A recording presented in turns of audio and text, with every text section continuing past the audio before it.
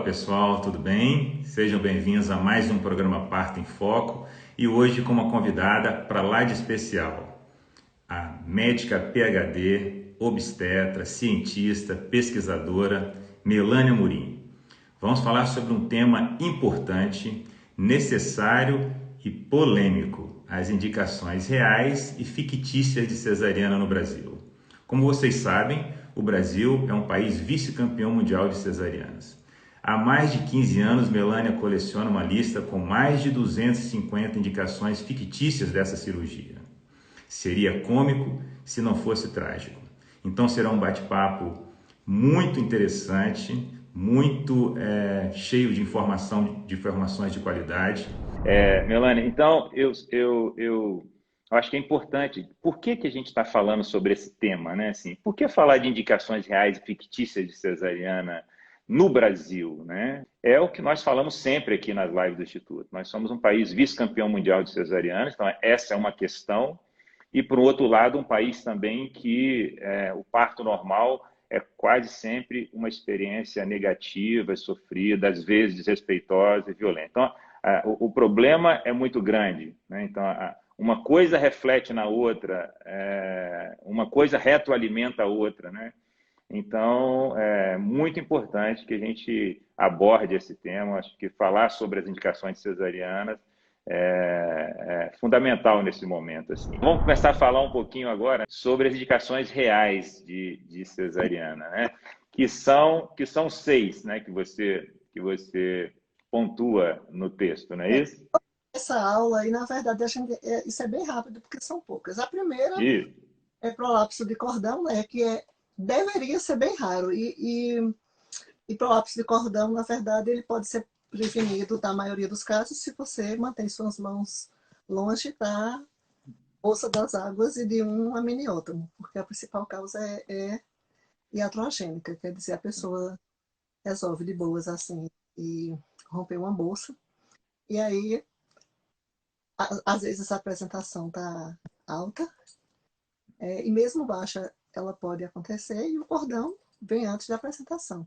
Se a dilatação não estiver completa e o parto não for antecipado para logo, é uma das poucas indicações reais. A gente tem que sair correndo, né, com a mulher para o bloco, e não é correndo com a mulher de qualquer jeito, a gente tem que colocar em algumas posições alternativas, ou de pé metano ou de lado, e empurrando a apresentação para e reduzindo o cordão.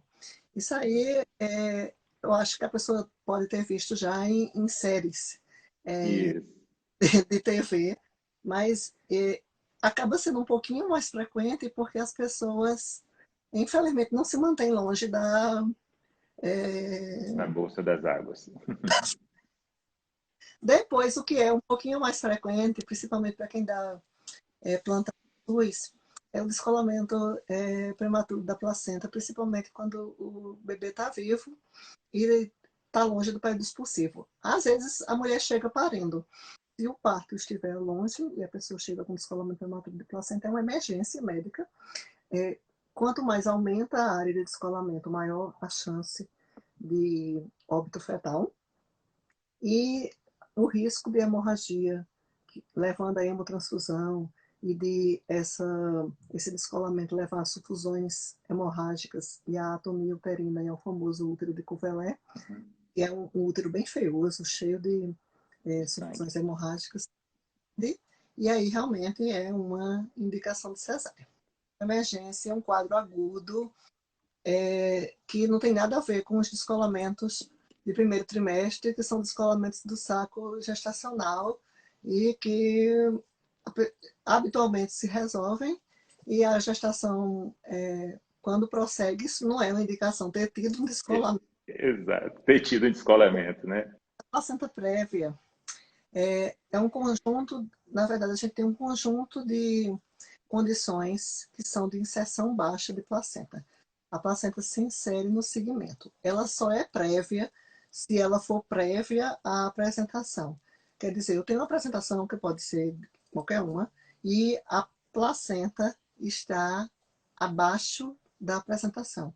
E não tem como o bebê nascer, porque senão a placenta teria que se descolar toda para o bebê nascer, e no processo de descolamento dessa placenta, que não se confunde com o outro, porque aquele outro descolamento é o descolamento da placenta normalmente inserida. Aqui é uma placenta que está cobrindo total ou parcialmente o Colo orifício. do útero. Aí, o nascimento, isso morriam muitas mulheres no passado, antes da cesariana, quando isso acontecia, porque o nascimento só seria possível com a placenta se descolando e levando junto o bebê num quadro hemorrágico e não teria controle, grande chance de morrerem gestante e concepto. Então, nesse quadro, placenta prévia total, centro total ou centro parcial, quando ocorre, mesmo que parcialmente não seria, é a indicação absoluta. E a quarta indicação? Apresentação córmica que persiste córmica do momento do parto. Então, primeiro, assim, a gente só vai falar disso no momento do parto, porque ao longo da gravidez o bebê pode mudar muito da situação e a apresentação. Se ao termo somente 3% das gestações persistem pélvicas, só 0,5% é que ficam córmicas. Você pode tentar ainda uma versão cefálica externa, do mesmo jeito que Uhum. uma inversão cefálica externa também como alternativa para o manejo da apresentação pélvica. E a apresentação córmica é o bebê transverso, né? Ele De está lado, isso. Então, a bebê em apresentação córmica, ou seja, o bebê todo de lado no útero. Nos bebês, a maioria fica de cabeça para baixo, alguns bebês ficam sentados, que é o pélvico, que é mais comum, né? De ouvir, né? Durante a gestação, ultrassom, né? Mas o córmico é menos comum a mulher ouvir isso no ultrassom. Então, é no dia, no momento do parto, né? Então, ali, no momento do parto, o bebê nessa apresentação. Seria uma indicação. Quinta indicação de cesariana real, de cesariana vasa prévia. explicar um pouquinho o que é vasa prévia. Os vasos umbilicais, em vez de eles irem bem comportados lá para a placenta, eles se inserem na membrana amniótica. E essa membrana se insere exatamente na parte da membrana amniótica que está em contato com o orifício cervical. Então, a gente chama de vasa prévia ou vasos prévios, se a gente não fosse usar o termo latino, mas aqui no Brasil se propagou o termo em latim, que é vasa prévia, e se escreve vasa praevia, então, mas vamos ser vasa prévia. Então, o que é que pode acontecer? Se a pessoa que tem vasa prévia romper a bolsa espontaneamente durante o trabalho de parto ou assim a termo, isso vai dar a única situação em que a hemorragia é exclusivamente fetal e pode sanguinar o feto rapidamente. E aí, isso você pode desconfiar, porque pode acontecer a vasa prévia sem diagnóstico prévio durante a gravidez, e aí você desconfia, porque logo depois que a bolsa rompe, há um sangramento com desaceleração dos batimentos cardíacos fetais, ou pode haver o diagnóstico ultrassonográfico com ultrassonografia quando você vê os vasos prévios. Mas isso não é a mesma coisa que inserção velamentosa. Pode ser.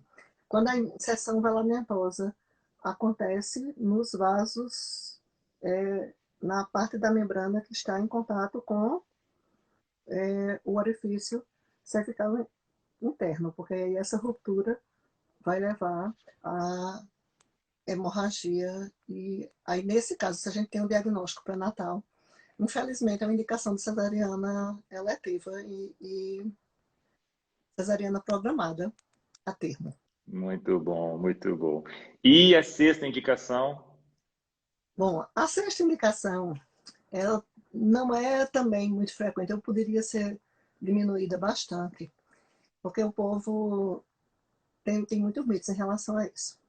É o herpes genital, quando a lesão está ativa no momento do parto. Não é o herpes que teve uma lesão ativa há várias semanas, ou a pessoa que tem uma história de herpes genital Tem até alguns guidelines que sugerem que só seria indicação de cesárea a prima infecção. Primeira infecção, isso. Mas no nosso guideline, na nossa diretriz brasileira de operação cesariana, que foi adaptada da diretriz britânica, é uma indicação de cesariana com baixo grau de evidência, mas sugere fazer a cesariana quando tem lesão ativa. Então tá lá o herpes com as bolinhas ou as exulcerações, e isso poderia ser prevenido em vários casos se a mulher com história de herpes recorrente faz a profilaxia, e aí, em vez de você ficar ameaçando com uma cesariana,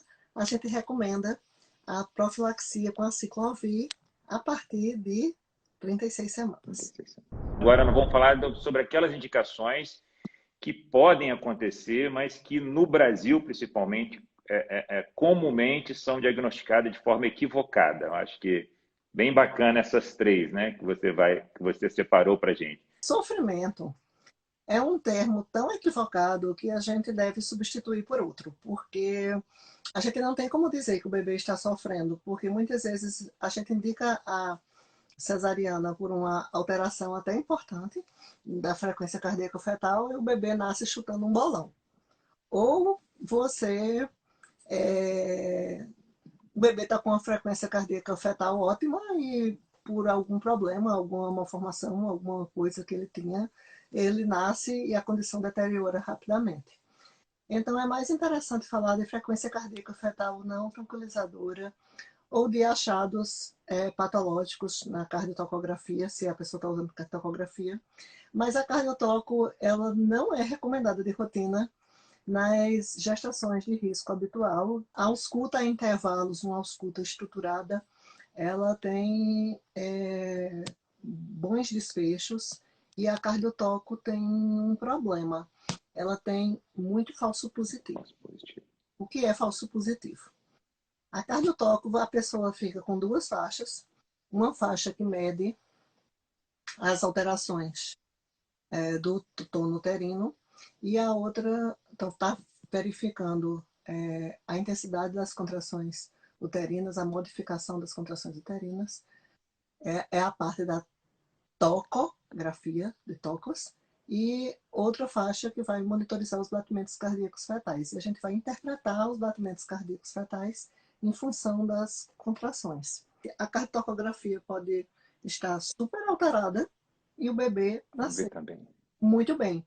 E aí, isso aí, a revisão sistemática da Cochrane com mais de 37 mil mulheres mostrou que a cardiotocografia de rotina aumenta a taxa de cesarianas, aumenta o risco de parto instrumental, sem modificar o desfecho, paralisia cerebral, e sem modificar a mortalidade perinatal.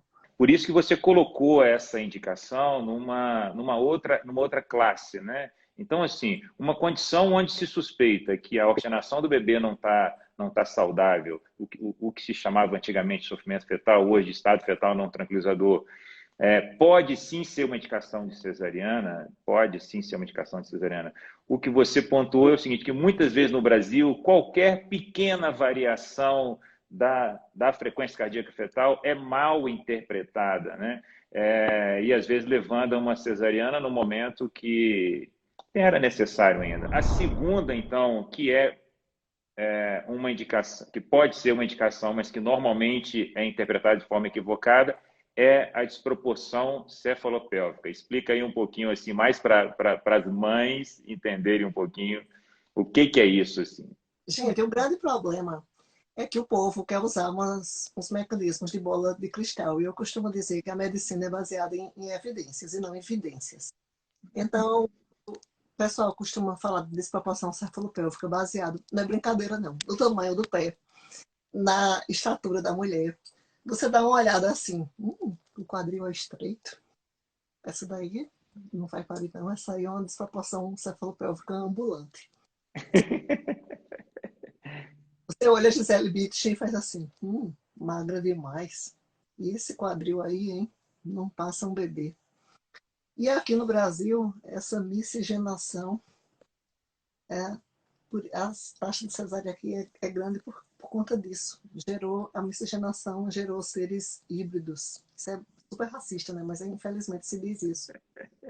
Seres híbridos, produtos do cruzamento de mulheres que sempre pariram, as portuguesas, as negras, as índias. De repente nós viramos pessoas com pelvis defeituosas. Então, não se recomenda a pelvimetria, nem clínica, nem radiológica, nem você fazer toque no pré-natal para avaliar essa bacia, nem fazer exame da pelve por imagem, nem por ressonância magnética, porque a pelvimetria radiológica foi substituída por um... Sempre tem umas tentativas, assim, simulação do parto através de ressonância magnética. Então, nada disso tem evidência, e muito menos essas tentativas. Nada mais são do que tentativas de minar a autoconfiança feminina. Só é possível diagnosticar a desproporção cefalopélvica, real, Verdadeira. rara, verdadeira, durante o trabalho de parto. E a terceira, você já até abordou um pouquinho falando das curvas, né? Eu acho que deixar um recado, eu acho que importante, né, em relação à parada de progressão, né, assim, que é uma das indicações também de prontuário médico, fazer análise de prontuário médico, como é comum, parou de progredir o parto, né? Eu acho que a medicina ainda insiste em querer colocar todas as mulheres dentro de uma determinada curva, de uma determinada velocidade de parto. Eu acredito que essa necessidade que a medicina tem, assim, ela vai ficar sendo sempre incompreendida, porque cada mulher é diferente, é a pelve diferente da outra. No segundo filho, o filho é diferente, o passageiro é diferente, a força das contrações, como tudo, né? Então, eu acho que deixar esse recado, assim, não é possível ter um tempo de trabalho de parto para todas as mulheres, e que hoje em dia, na medicina, na obstetrícia moderna, o olhar de mais respeito a essa duração, menos engessado, tem sido uma prática moderna, não é, Melanie? Assim, de ser um pouco mais respeitoso e conservador em relação a intervir na velocidade do parto, né? E que deveria ser uma indicação também mais rara, né? E não tão comum como é no Brasil. A lógica hospitalar daquele trabalho tipo tempos modernos, da lógica de produção, exige que, em muitos locais, que a pessoa cumpra assim, requisitos e que os partos aconteçam dentro do previsto, porque você fica olhando o relógio. E porque você aprendeu assim, e você acha que é assim, sem considerar as peculiaridades de cada caso, e sem considerar essas evidências bem recentes. Inclusive, veja só, quando a gente fala de parada de progressão que não resolve com as medidas habituais, nem sempre é preciso fazer alguma coisa. Porque às vezes o trabalho de parto para, porque para mesmo, porque não era para acontecer.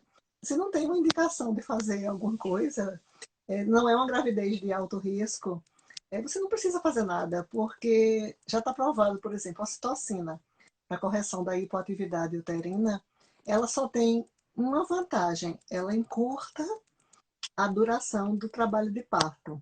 Ela não previne a taxa de cesarianas, não reduz a taxa de cesarianas. E o que a gente tem que colocar na cabeça é que nem sempre esse desfecho, trabalho de parto mais curto, ele pode ser um desfecho desejável na sua cabeça. E a gente acha, não, mas claro que toda mulher vai querer um trabalho de parto mais curto. Não. Tem gente que está viajando no trabalho de parto. Deixando claro para elas que, né, isso pode realmente acontecer e às vezes o que é necessário talvez é realmente respeitar essa parada e descansar, né? Mas também é importante saber, a gente vive um mundo moderno, existe maneiras de corrigir, né? Assim, às vezes de forma muito simples, às vezes com pequenas ações. Então, existe maneiras de corrigir um trabalho de parto, que é o olhar médico, o olhar daquela mulher, está longo ou cansativo em excesso, ou em função de alguma patologia, é uma hipertensão que está sendo induzida, é um parto que precisa de ser resolvido em determinadas horas, em função de alguma particularidade da saúde do bebê e da mãe, né? Então, é muito importante também dar essa luz, né? Existe, gente, existe. Caso aconteça e seja necessário, existem tecnologias para isso. Vamos falar, então, sobre as indicações fictícias. Eu separei aqui algumas as principais, né, Megana? A gente pode falar até um bate-bola um pouquinho mais rápido, né? Então, eu vou fazer um ping-pong com você. Circular de cordão, Melânia, é indicação de cesariana? Circular, ela é campeã por um motivo muito especial. Ela é muito frequente. Varia muito de acordo com a casuística, mas se estima que de 25% até 50% dos bebês, eles têm circulares ao nascimento. E não se recomenda que ultrassonografistas coloquem esse achado no laudo, porque isso é a mesma coisa que dizer que bebê está chupando o dedo, bebê está se masturbando, o bebê tem cabelos, porque é um achado muito fisiológico, é um achado natural. E mais ainda, é um achado mutável, porque o bebê se vira durante a gravidez e ele se movimenta durante o trabalho de parto. Então, tanto é possível uma circular diagnosticada pela ultrassonografia, o bebê nascer sem circular, como a ultrassonografia que mostrava a ausência de circular, o bebê pega e nasce com circular de cordão. Então, que fique claro, né, que o mais importante é o fluxo de sangue que passa pelo cordão. Onde quer que esteja esse cordão, é importante que esse cordão esteja levando oxigênio e nutrientes para o bebê. E é possível que uma obstrução desse fluxo possa levar a uma preocupação, algum cuidado durante o trabalho de parto, sim. E é exatamente por isso que é recomendado a vigilância do batimento do bebê, para que isso seja detectado, né? Então, o mais importante não é onde está o cordão, ele pode estar em qualquer lugar, conectado, enrolado. O mais importante é o fluxo, né, de sangue que passa por ele, e a ausculta vai nos permitir avaliar isso. Outra coisa, Melania, eu já até li um texto seu muito bacana sobre os bebês grandes demais. O que a gente tem que se preocupar é com o bebê grande, filho de mãe diabética. Fala dos bebês pequenos, então. Não tem nenhuma evidência que o prematuro se beneficie. Tem até uma revisão sistemática Cochrane sobre isso. Se beneficie de uma cesariana letiva, porque ele é uma criatura muito pequena. E também o bebê restrito. Ele também. O que pode acontecer com o bebê restrito é ele já ter uma condição de comprometimento do fluxo da circulação fetal. Não é o Doppler das artérias uterinas, mas ele pode ter já um comprometimento. Ele pode ter uma diástole zero, uma diástole reversa. Aí sim, a gente pode precisar indicar uma cesariana em um bebê pequeno que está muito restrito com comprometimento do fluxo da circulação fetal. Mas um bebê pequeno, por ser pequeno, não precisa fazer uma cesariana. Grau de placenta. Também é uma coisa que é muito alegada, porque também é um achado muito frequente. Então, placenta grau 3, placenta de qualquer grau, é muito utilizada também, principalmente a placenta grau 3. Essa placenta está velha, e isso faz parte, né, da história natural da placenta. 15% das mulheres chegam ao termo com placenta grau 3. E mesmo as que têm grau placentário 3 mais precocemente, se não tiver alteração de líquido amniótico, se não tiver alteração do crescimento fetal, se não tiver alteração do fluxo, nem está associado com nenhuma condição clínica. Então vamos lá, eu quero um bate-bola agora, assim, tipo, sim ou não? Melânia, líquido diminuído é indicação de cesariana? Líquido diminuiu, corre fazendo cesariana? Sim ou não? Pode, dependendo da idade gestacional, ser uma indicação de indução, a depender por que foi feita a bendita ultrassonografia. Aí pode ser uma indicação de antecipação do parto, mas não é uma indicação de cesariana. Melânia, pressão alta é indicação de cesariana? É que deixam de fazer sulfato de magnésio em muitos desses casos, que era uma intervenção que poderia realmente ser bastante benéfica. E a urgência, né, que é por tudo de pré-eclâmpsia, ela vai ser indicação em várias situações de antecipação do parto. Se, não, se tiver critério de gravidade, vai interromper com 34 semanas. E em algumas situações, mais cedo ainda, se tiver síndrome HELP, se tiver eclâmpsia, pode ser mais cedo. Se for pré-eclâmpsia ou hipertensão gestacional, vai interromper a partir de 37 semanas. Mas isso já tem evidência, inclusive são estudos que a gente participou também, de que o parto normal tem várias vantagens para a mulher com hipertensão. Covid é indicação de cesariana? Covid na mãe, Covid no marido, Covid no vizinho na semana passada e Covid na própria gestante. A gente tem que distinguir algumas situações. Então, a Covid leve ou a Covid assintomática, você vai até piorar o prognóstico se você fizer uma cesariana. Agora, o que pode acontecer na Covid grave com insuficiência respiratória e aqueles casos bem dramáticos que eu vivo postando, infelizmente, é que a gente pode precisar fazer uma cesariana na mulher criticamente doente, que está entubada ou prestes a ser entubada com insuficiência respiratória para melhorar a ventilação e, em muitas, para tentar salvar a vida do concepto. Mas, assim, a ventilação ela pode estar seriamente comprometida e melhorar com a interrupção da gravidez. Mas os casos de Covid leve ou assintomática a gente deixa passar. Ter trombofilia é indicação de cesariana, doutora Melânia? As pobres pacientes com trombofilia vão ter dois ótimos motivos para não fazer uma cesariana. Primeiro, elas têm condições que predispõem a trombose, e a cesariana aumenta ainda mais o risco de trombose em relação ao parto normal. Depois, elas estão anticoaguladas e só suspender o anticoagulante na véia não reduz significativamente o risco de sangramento durante o procedimento cirúrgico. Então, o parto normal ele é preferível na vigência de trombofilias. Uma vez cesariana, sempre cesariana, é isso, né? Ou não? Existem ótimas chances, que variam conforme algumas peculiaridades das mulheres, de ter um parto vaginal depois de cesariana, ou que em inglês é a famosa sigla do VBAC. E em português, parto normal após cesariana ou parto vaginal após cesariana, essa chance de sucesso varia de 60% a 80%. E o risco de ruptura uterina, que é o mais temido, é em torno de 0,5% para uma cesárea, aumenta um pouco na medida em que aumenta o número de cesáreas. A questão é que se vende uma ideia de que é muito corajosa, ela quer ter um parto normal depois de uma cesariana.